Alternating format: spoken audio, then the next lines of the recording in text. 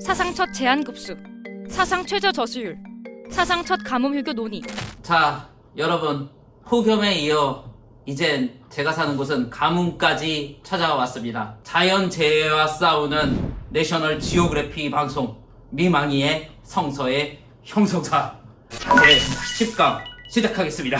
야, 이렇게 자연재해일 때 이들 사이비들은 어떻게 하냐면 드디어 요한계시록의 네 번째 두루마리가 풀렸습니다 라고 하면서 이제 사기친단 말이야. 요런 사람들 조심하면서 이 강의 꼭 듣도록 해. 자, 지금 시슬물이 여의치가 않아서 우선 몰골이 이런데 이거 절대 거지왕 컨셉 아니고 그냥 그리스 사람 컨셉이니까 언제나 우리는 그렇듯이 그러려니 하면서 이야기를 시작해보도록 할게. 자, 구약의 탄생 이제 거의 다 이야기가 끝마쳐지고 있어. 에스라 시대 때부터 예수님 시대 때까지 총 4개의 성경의 변형판이 존재한다고 이야기를 했어. 그리고 이 성경의 변형판 중에서 역사에서 많은 유대교에 영향을 준 것은 바로 마지막에 살펴보았던 그리스어 번역이 70인역이야. 그리고 내가 지난번에 이야기한 것처럼 이 70인역은 처음에는 유대인들이 번역하는 것을 좀 깨름직하게 여겼어. 왜냐하면 그래도 유대인들이 생각했을 때 그 당시의 성경이었던 모세오경 토라는 히브리어로 되어 있고 히브리어로 그래도 이거 예배당에서 읽고 히브리어로 이거를 봐야지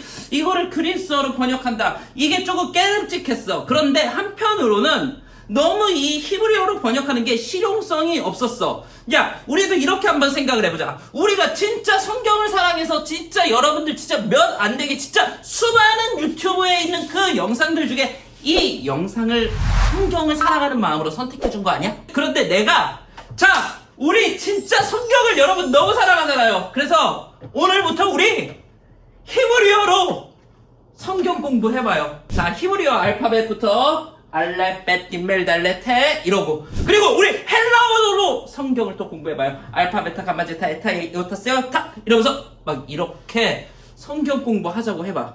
지금 먹고 살고 현생 살기 바빠 죽겠는데 한가하게 알레벳 딤멜달레테 알파베타 제타 에오타 세오타 이오타 이런 거 배우는 거 자체가 너무나도 실용성이 떨어지지. 이거 배워서 뭐 그렇다고 뭐 다른 데에 취직할 수 있는 것도 아니고 스펙으로 저 성경 원어로 읽을 줄 압니다 회사에서 뽑아주십시오 이런 것도 아니잖아. 이런 거 스펙으로 쓸 수는 없잖아. 이 당시의 히브리어도 똑같았어. 그래서 유대인들 중에서 알렉산드리아 계열에 있었던 유대인들이 성경을 번역하자고 제안을 했어. 번역을 반대하는 사람들, 그리고 이 번역에 있어서 깨름직하게 생각한 사람들을 설득하기 위해서 12지파에 있었던 6명의 장로님들이 한 곳에 모여서 그리스어로 창세기부터 신명기까지 다 너무나도 깔끔하고 완벽하게 번역했다라는 그러한 MSG가 가득한 이야기를 이제 사람들한테 퍼뜨리기 시작하는 거야. 그렇다고 이 당시에 뭐 지금처럼 막 이렇게 팩트체크로 이게 진짜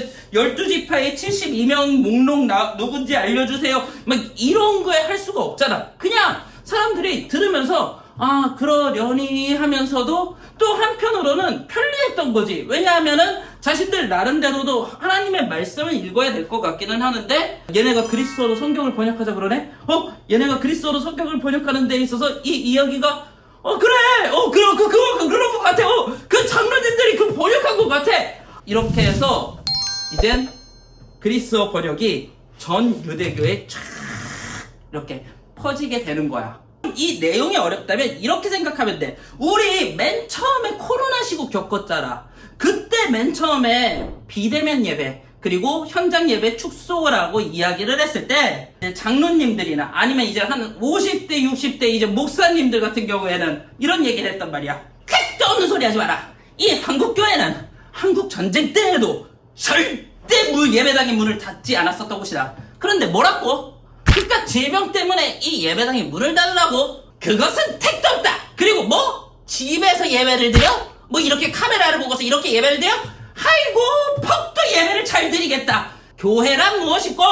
교회란 모이기를 힘쓰는 곳이고 에클레시아 모임이라는 곳이야. 그런데 그런 교회에게 비대면 예배를 하라니 이것은 명백한 종교 탄압이다. 나는 그럴 수 없다. 우리 교회는 절대로 이 예배당의 문을 안 닫을 것이다 라고 이렇게 많이들 외쳤고, 많이들 온라인 예배에 대해서도 거부감을 가졌지만, 지금 대부분의 시골 교회들도 그냥 온라인 예배 송출용으로라도 유튜브 영상을 가지고 있고, 그리고 또 이제 뭐 가정일이 있고 뭐 개인사가 있어서 뭐 감기가 걸려서 목사님 저 오늘 그냥 온라인 예배 드릴게요 그러면 그래 저 아프지 말고 온라인 예배로라도 꼭 예배 드리려 이렇게 얘기를 하잖아. 옛날 같으면은 택도 없는 소리라고 그랬을 텐데. 자, 그런 것처럼 이게 뭐든지 한번 물고가 트이기가 어려운 거지. 한번 물고가 트이면 그때부터는 이게 장난 아니게 싹 이렇게 전체적으로 퍼진단 말이야. 그리스어 성경이 딱 그랬다라는 거지. 그런데 이 그리스어 성경이 이제 퍼지기 시작하면서부터 문제가 한 두 가지 정도가 나와. 하나는 사소한 문제이고, 하나는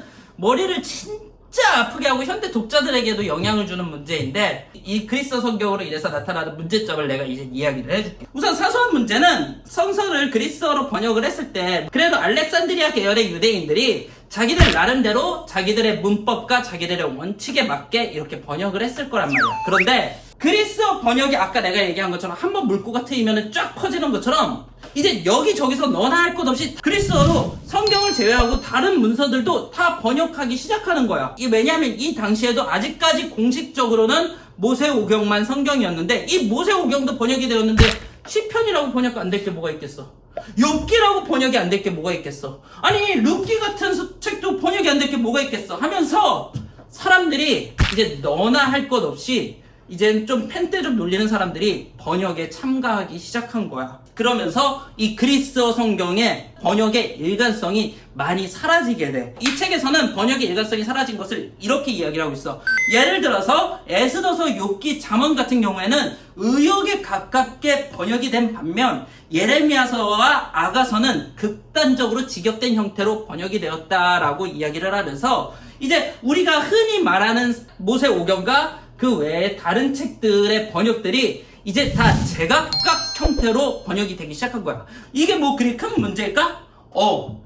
이게 엄청 큰 문제야. 자, 우리가 이렇게 생각을 해보자. 현대에 와서 여기 의역의 끝판왕이라고 불리는 메시지 성경이 있어. 그리고 내가 지금부터 직역의 끝판왕이라고 불리는 개역개정 성경을 한번 읽어줄게. 이 두 성구를 비교해보자. 먼저 개역개정부터 읽어줄게. 무리를 떠나 집으로 들어가시니 제자들이 그 비유를 묻자온데 예수께서 이르시되 너희도 이렇게 깨달음이 없느냐? 무엇이든지 밖에서 들어가는 것이 능히 사람을 더럽게 하지 못함을 알지 못하느냐? 이는 마음으로 들어가지 아니하고 배로 들어가 뒤로 나갑니다. 이러므로 모든 음식물을 깨끗하다 하시리라 라고 이렇게 나와 있어. 직역은 이거야. 그런데 의역은 어떻게 됐냐면, 예수께서 말씀하셨다. 너희가 우둔해지기로 작정한 것이냐? 너희가 입으로 삼키는 것이 너희를 더럽힐 수 없다는 것을 모르느냐? 그것은 너희 마음으로 들어가지 않고 너희 위로 들어가서 장을 지나 결국 병기의 물과 함께 내려간다. 이것으로 음식에 대한 논란은 무의미해졌다. 예수께서는 모든 음식을 먹어도 좋다고 하신 것이다 라고 이렇게 의역을 해놨어.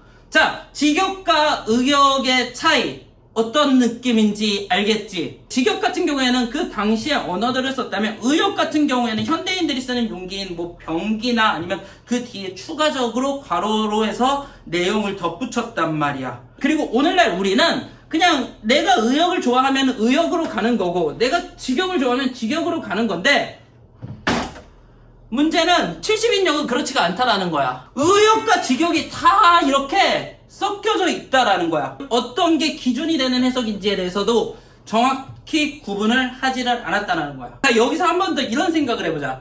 평생 메시지만 읽은 사람이 있어. 이 사람은 성경은 메시지만 읽었어. 평생 표준 세번역만 읽은 사람이 있어. 이 사람은 평생 표준 세번역 성경만 읽었어.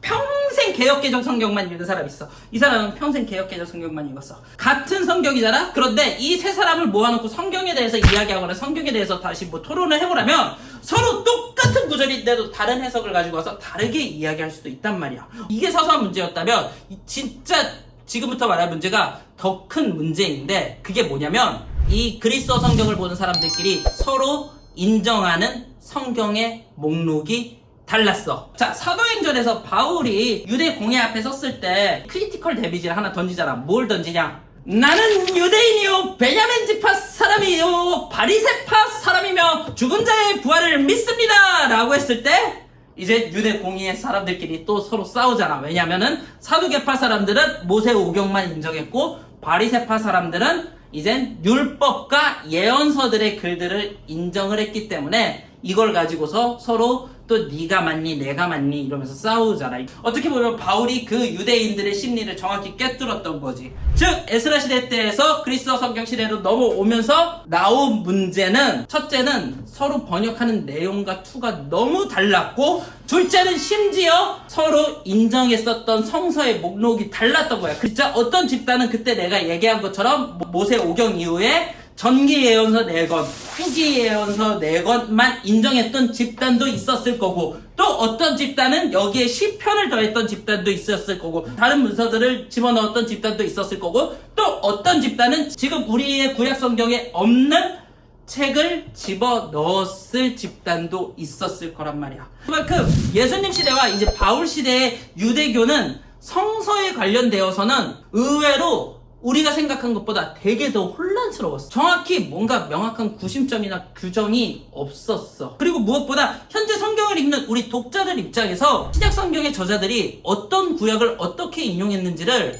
우리가 알 수가 없다라는 거야. 예를 들어서 유다서에 나오는 모세의 무덤에 관련된 이야기, 그리고 누가복음 11장에 나오는 예수님이 아벨의 피부터 사가랴의 피까지라고 했을 때 그 사가랴가 누구인지, 그리고 또한 요한복음의 수전절이라는 절기가 나오는데 그 절기가 무엇인지에 대해서 신약에 있는 독자들에게는 정보가 제공이 안 되니까 우리가 신약을 읽기가 굉장히 어려운 거야. 그런데 신약 성서 저자들은 그런 거하고 상관없이 그냥 자신들의 저술을 그냥 이어나갔던 거지. 뭔가 복음서를 살펴보면, 아니면 사도행전을 살펴보면 뭔가 굉장히 이런 거에 있어서 되게 민감할 것 같지만 의외로 우리가 생각한 것보다 이 당시에는 여러 가지 성경 해석들에 있어서 여유로웠어. 다만 신약 성경에서 예수님하고 바울이 유대교의 각각의 영린들을 하나씩 건드렸는데 그 영린이 뭐냐? 우선 예수님 같은 경우에는 이 성경이 중구난방하더라도 당시 유대교는 성전은 건들면 안 됐어. 성전에 모여서 각 절기마다 하나님께 예배하고 성전에 대해서 존경하고 경외하는 마음을 가지는 것, 그것이 유대교인들이 건들면 안 되는 거였어. 그 외에 성서의 해석은 조금 건드려도 상관이 없었던 거였고, 그런데 마태, 마가, 누가복음에 의하면 예수님이 성전 정화 사건을 일으키고 그 이후에 예수님의 정적들이 예수님을 죽이기로 딱 마음을 먹지. 사도 바울 같은 경우에는 할례의 문제를 건드렸어. 이 당시 유대인들에게 있어서 성경은 그리스어도 바로 되는데 할례 안 받은 이방인들에게 성경을 가르친다, 또 그거는 안 됐었던 거야. 근데 사도 바울은 또 그거를 건드렸어. 그래서 결국 사도 바울 선생님도 유대인들에 의해서 큰 이젠 정말 고초를 겪으시는 거지. 어쨌든 다시 성서로 돌아와서 이 당시에 유대교는 굉장히 성서 해석에 있어서는 좀 다양하고 그리고 좀 기준이나 명확성이 많이 떨어져 있었어. 그런데 이젠 이 유대인들이 떨어뜨린 기준과 명확성을 다시금 불태우게 태워준 사람들이 등장하게 돼. 그리고 그것은 이젠 다음 시간에 이야기를 해줄게. 자, 오늘도 이 이야기를 들어줘서 고맙고, 다음에 촬영할 때는 좀 이 가뭄이 끝나서 좀 깨끗하고 깔끔한 얼굴에 선크림 좀 바르고서 이렇게 또 촬영하면 참 좋겠네. 자, 그럼 모두를 각자가 있는 위치에서 여러분들이 성서를 읽을 수 있는 그날까지 저는 여러분들과 함께 하도록 하겠습니다. 아니, 어떡해요? 바로 마침내 성경을 통해서 여러분들을 도와드릴 수 있습니다. 그러니 이 강의의 모태가 되는 책인 마침내 성경 많이 사랑해주세요. 감사합니다. 불타오르네.